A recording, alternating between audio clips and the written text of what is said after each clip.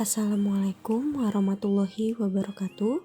Perkenalkan, nama saya Nur Syahidah Mutiara Zikra dengan NIM A2101900126 dari Program Studi Pendidikan Akuntansi Fakultas Keguruan dan Ilmu Pendidikan Universitas Muhammadiyah Surakarta. Di sini saya akan mempresentasikan hasil dari pekerjaan saya mengenai pendapatan nasional.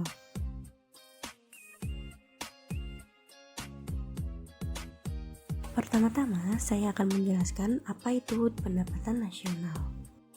Pendapatan nasional adalah nilai produk berupa barang dan jasa yang dihasilkan oleh suatu negara pada periode tertentu. Pendapatan nasional merupakan jumlah pendapatan yang diterima oleh seluruh masyarakat atau pemilik faktor produksi di suatu negara selama 1 tahun atas penyerahan faktor-faktor produksinya. Pendapatan nasional tersebut digunakan oleh masyarakat untuk keperluan konsumen dan sisanya untuk tabungan untuk keperluan masa depan.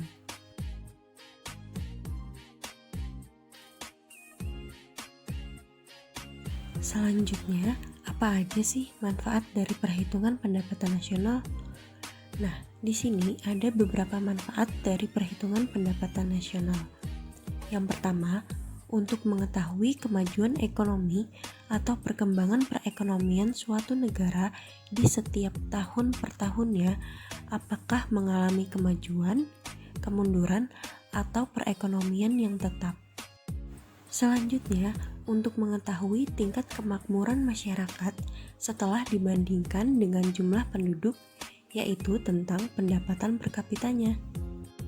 Selanjutnya, sebagai pedoman bagi pemerintah untuk mengambil kebijakan yang berkaitan dengan perencanaan pembangunan ekonomi nasional. Kemudian, untuk mengetahui struktur perekonomian suatu negara, apakah agraris, industri, atau yang lainnya. Dan yang terakhir, untuk membandingkan perekonomian antar negara di dunia.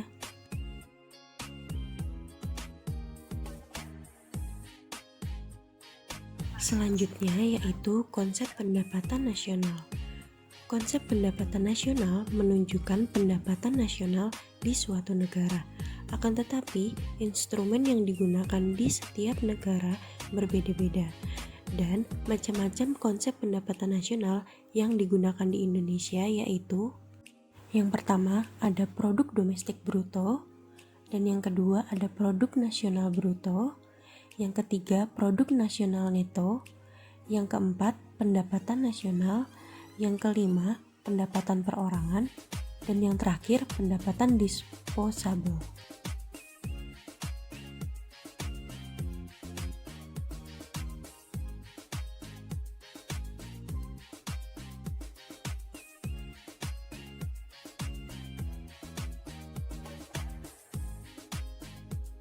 Nah, pertama-tama saya akan menjelaskan mengenai produk domestik bruto atau biasa disebut dengan gross domestic product. Produk domestik bruto merupakan nilai barang dan jasa dalam suatu negara yang dihasilkan oleh faktor-faktor produksi, baik milik warga negara maupun orang asing yang tinggal di negara tersebut. Dari pengertian yang saya jelaskan barusan, sudah jelas bahwa penghasilan warga negara yang bekerja di luar negeri tidak termasuk ke dalam komponen perhitungan pendapatan nasional. Sementara itu, penghasilan orang asing yang berada di negara tersebut dimasukkan ke dalam perhitungan. Selanjutnya yaitu produk nasional bruto atau gross national product. Produk nasional bruto sendiri merupakan jumlah nilai barang dan jasa akhir yang dihasilkan oleh faktor-faktor produksi milik warga negara sendiri yang tinggal baik di dalam negeri maupun di luar negeri. Dari pengertian yang saya jelaskan barusan, penghasilan warga negara Indonesia atau WNI yang bekerja baik di luar negeri ikut diperhitungkan, sedangkan penghasilan orang asing yang bekerja di Indonesia tidak masuk ke dalam perhitungan. Sehingga jika ingin mendapatkan nilai produk nasional bruto menggunakan rumus produk domestik bruto ditambah dengan Hasil pengurangan dari pendapatan faktor luar negeri dikurang dengan pendapatan faktor dalam negeri.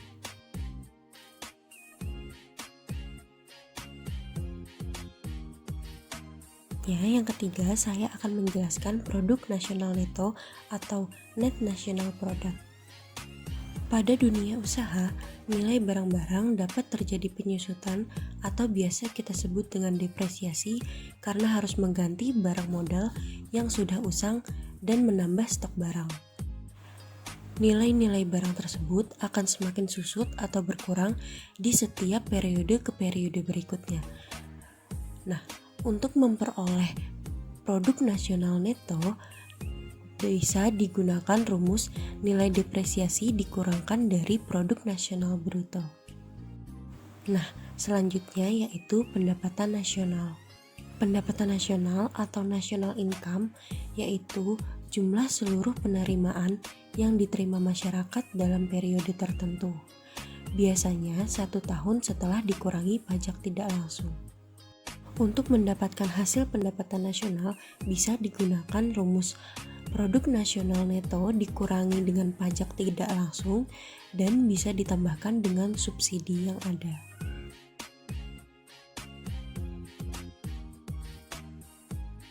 Selanjutnya yaitu pendapatan perorangan atau personal income. Pendapatan perorangan merupakan bagian dari pendapatan nasional yang merupakan hak individu-individu dalam perekonomian sebagai balas jasa keikutsertaan dalam proses produksi. Namun, tidak semua pendapatan dapat dibagikan karena terdapat komponen laba ditahan, iuran asuransi, iuran jaminan sosial, dan pajak perorangan yang tidak dihitung dalam pendapatan.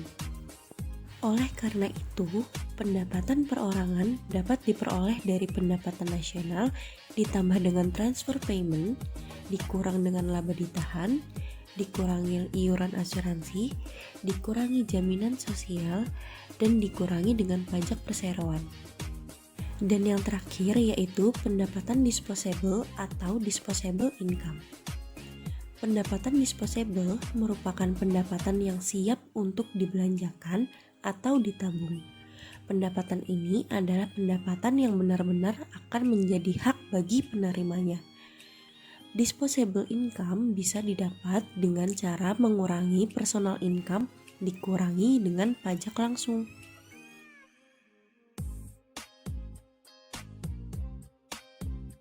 Nah, berikut ini adalah urutan-urutan untuk perhitungan pendapatan nasional. Pertama-tama, jika produk domestik bruto ditambahkan dengan pendapatan faktor produksi luar negeri dan dikurangi pendapatan faktor produksi dalam negeri, maka akan menghasilkan produk nasional bruto. Kemudian, produk nasional bruto dikurangi dengan penyusutan atau depresiasi, maka akan menghasilkan produk nasional neto. Dan produk nasional neto jika dikurangi dengan pajak tidak langsung dan ditambah subsidi akan menghasilkan pendapatan nasional. Hasil dari pendapatan nasional ditambahkan dengan transfer payment, kemudian dikurangi dengan laba ditahan, iuran asuransi, iuran jaminan sosial, dan pajak perseroan, maka akan menghasilkan personal income. Dan jika dikurangi dengan pajak langsung, maka akan mendapatkan hasil untuk disposable income.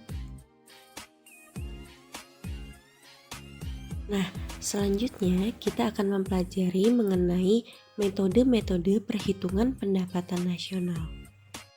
Perhitungan pendapatan nasional terdapat 3 cara, yaitu dengan pendekatan produksi, pendekatan pendapatan, dan pendekatan pengeluaran.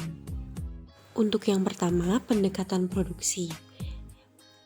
Pendekatan produksi itu perhitungan pendapatan nasional dengan metode produksi dilakukan dengan menjumlahkan nilai produksi tiap-tiap sektor ekonomi atau menjumlahkan seluruh nilai tambah dari kegiatan yang dihasilkan oleh perusahaan.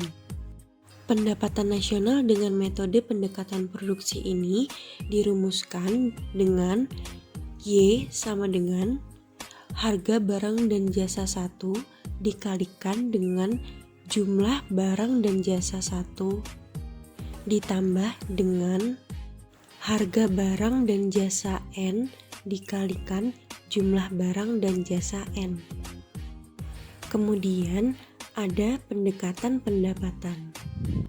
Pendapatan nasional dengan metode pendapatan ini dihitung dengan cara menjumlahkan seluruh pendapatan yang diterima masyarakat sebagai pemilik faktor produksi atas penyerahan faktor produksi kepada rumah tangga produsen. Perhitungannya dirumuskan dengan pendapatan nasional sama dengan sewa tanah ditambah upah gaji ditambah pendapatan bunga dan ditambah laba atau keuntungan. Dan yang terakhir yaitu pendekatan pengeluaran. Dengan metode ini, pendapatan nasional dihitung dengan menjumlahkan seluruh pengeluaran tiap-tiap pelaku ekonomi. Bisa dirumuskan dengan pendapatan nasional sama dengan konsumsi rumah tangga ditambah investasi ditambah pengeluaran pemerintah ditambah ekspor bersih yang didapatkan dari ekspor dikurangi dengan impor.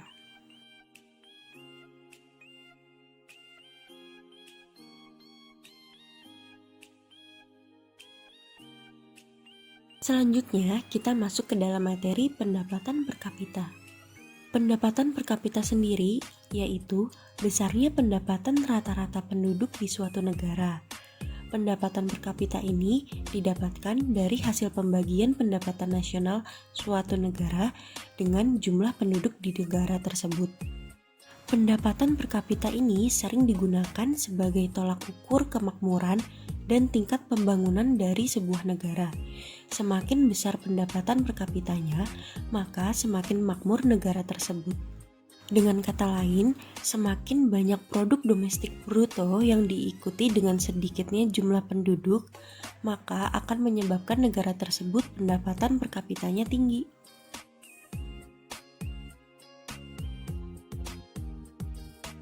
Kemudian, manfaat dari perhitungan pendapatan kapita yaitu bisa menjadi pedoman pengambilan kebijakan dalam bidang ekonomi.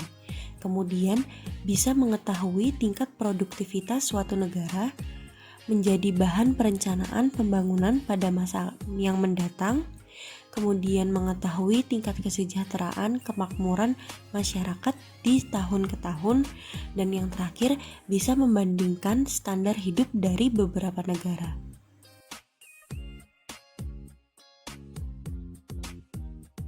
Untuk perhitungan pendapatan per kapita bisa menggunakan rumus produk domestik bruto dibagi dengan jumlah penduduk atau produk nasional bruto dibagi dengan jumlah penduduk.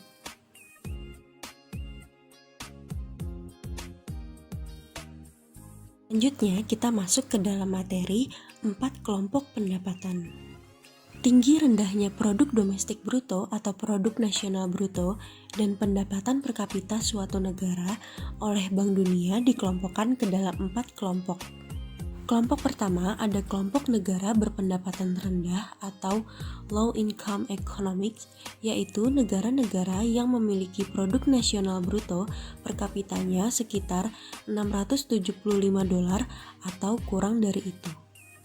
Untuk kelompok yang kedua yaitu kelompok negara berpendapatan menengah ke bawah atau lower middle income economic, yaitu negara-negara yang mempunyai produk nasional bruto per kapitanya sekitar $675 sampai dengan $2.695.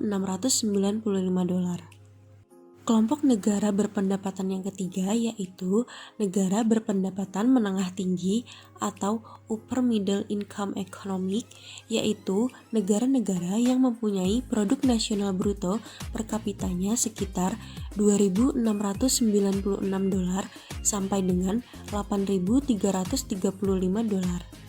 Dan yang terakhir yaitu kelompok negara berpendapatan tinggi atau high income economic, yaitu negara-negara yang mempunyai produk nasional bruto per kapitanya sekitar 8.335 atau lebih.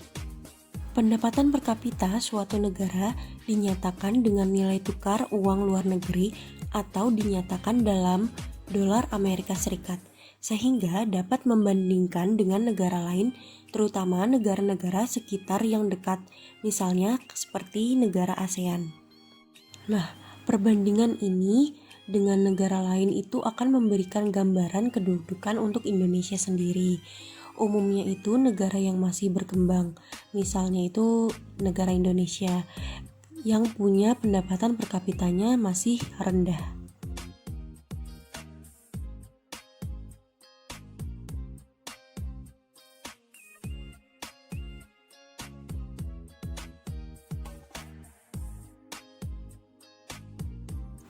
Kemudian, sebab dari rendahnya pendapatan per kapita pada negara yang sedang berkembang dikarenakan tingkat pendidikan yang rendah sehingga pengetahuan yang diperoleh sedikit.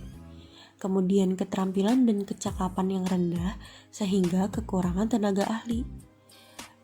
Lalu, modal yang dimiliki relatif sedikit, kemudian kekurangan sumber daya alam, kemalasan dan ketidakdisiplinan seseorang, dan yang terakhir, sikap yang tidak mendorong berproduksi.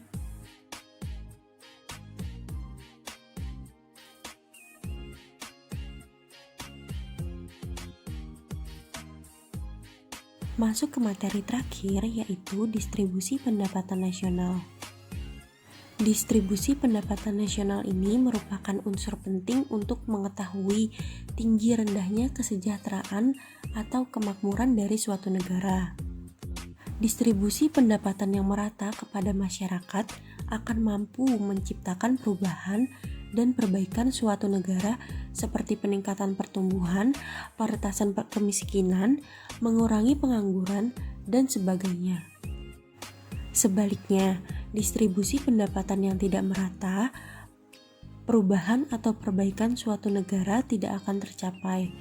Nah, hal seperti ini yang akan menunjukkan bahwa adanya ketimpangan distribusi pendapatan. Untuk mengetahui tingkat pemerataan distribusi itu sendiri, suatu negara itu bisa diketahui melalui grafik yang dinamakan kurva Lorenz. Artinya, kurva yang menggambarkan hubungan antara distribusi jumlah penduduk dengan distribusi pendapatan. Sedangkan untuk indikator mengukur tingkat ketimpangan distribusinya bisa menggunakan koefisien Gini atau indeks Gini, di mana semakin tinggi atau semakin besar indeks Gini, maka semakin tinggi tingkat ketidakmerataannya. Dan semakin kecil indeks Gini, maka semakin rendah tingkat ketidakmerataannya.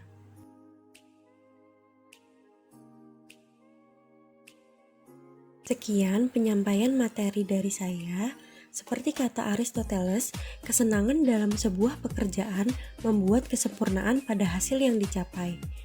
Untuk kamu, para pejuang hidup, tersenyumlah dalam mengerjakan bagianmu hari ini. Hilangkan perkataan negatif orang terhadap kamu. Kata-kata motivasi sukses kamu lebih berarti dari perkataan negatif mereka. Berfokuslah dan bersenang-senanglah dalam pekerjaan kamu. Dengan kebahagiaan dalam bekerja, kamu akan mendapatkan hasil yang kamu inginkan hari ini. Terima kasih.